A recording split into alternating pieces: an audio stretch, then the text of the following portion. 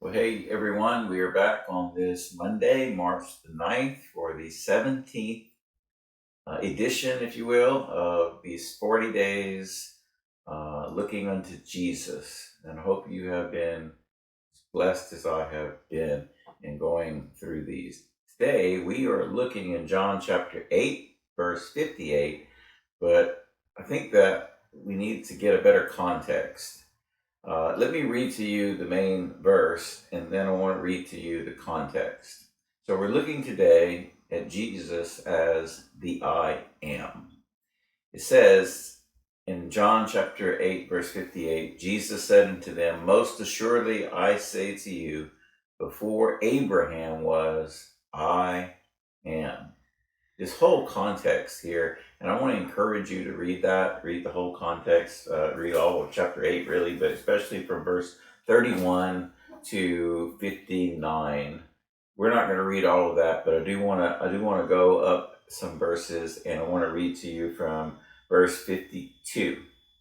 It says, The Jews said to him, Now we know that you have a demon. Abraham died, and the prophets also, and you say, if anyone keeps my word, he shall never taste death.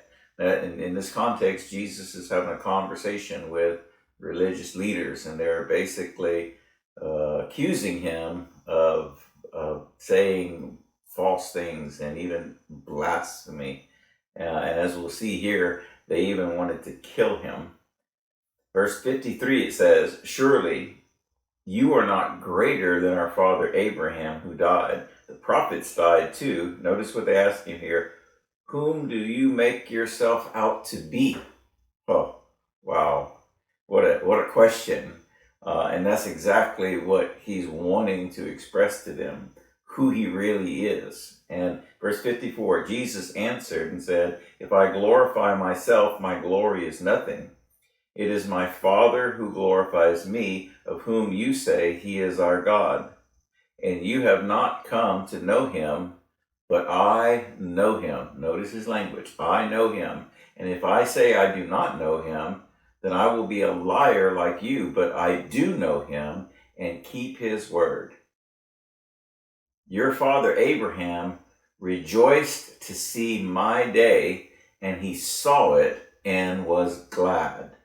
This is what got him, that statement right there. So the Jews said to him, You are not yet 50 years old, and you have seen Abraham?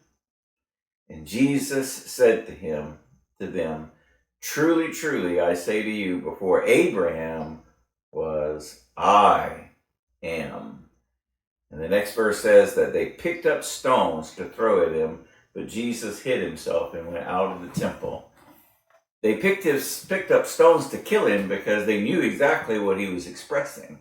They knew he was expressing the divine. They wouldn't have picked up stones to kill someone who wasn't expressing something like that. He was expressing something that shocked them so much that they wanted to pick up stones and kill him. So he was. A lot of people say that Jesus never claimed deity, but we see very clearly right there what he was saying about himself. The term I am means it is the name of the great eternal one. It comes all the way from Moses, when Moses asked, Whom shall I say sent me? And he says, I am that I am. Tell them that. The Greek phrase is not normal grammar here. It is a title, not just a sentence fragment. It means the I, and when he says I, before Abraham was, I am, he's saying that he is the one who simply is. Now I want that to sink in. He does not begin. He does not grow. He does not change.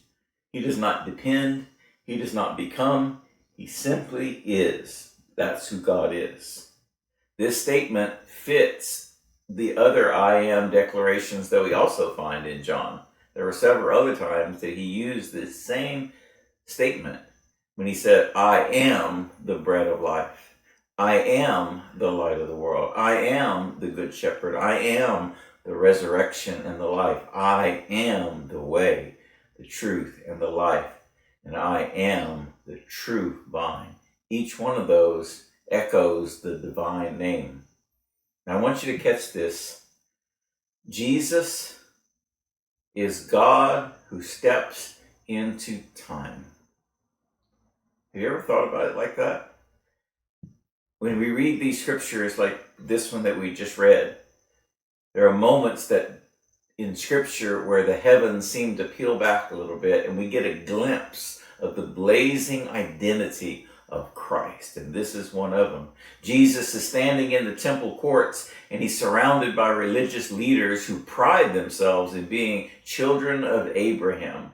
They measure their identity by their ancestry, by tradition, and by history. Then Jesus speaks a sentence that shatters every category. Before Abraham was, I am.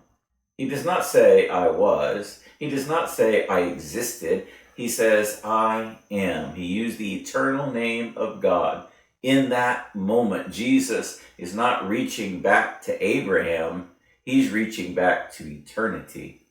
He is not claiming seniority. He's claiming divinity. The early church never debated as to whether Jesus claimed to be God. They debated how to articulate it faithfully. One of the early church fathers, Athanasius, said this: he did not say before Abraham came to be I was, but I am, for he is ever God. That's who Christ is. That's his identity. That's who he is. Now, what do we do with that? What does that mean for us? And I want you to hear this, my friends. I want you to hear this. Everything in your life has a beginning. Your story has a beginning, your wounds, your fears, and your hopes. But the one who holds your life has no beginning. Everything in your life, in my life, changes. Circumstances, our relationships, our strengths. But the one who walks with you and me never changes. Everything in your life is fragile. Your plans, your health, your resources. But the one who sustains you is unshakable. When Jesus says, I am, he is offering himself as the one constant in a world of so many variables. I am is not only about eternity past, it is about eternal presence. I want you to hear this statement. He is not the God who was for Moses alone. He is not the God who will be for future generations. He is the God who is right now, in this moment, in your need, in your weakness, in your longing. Let that sink in.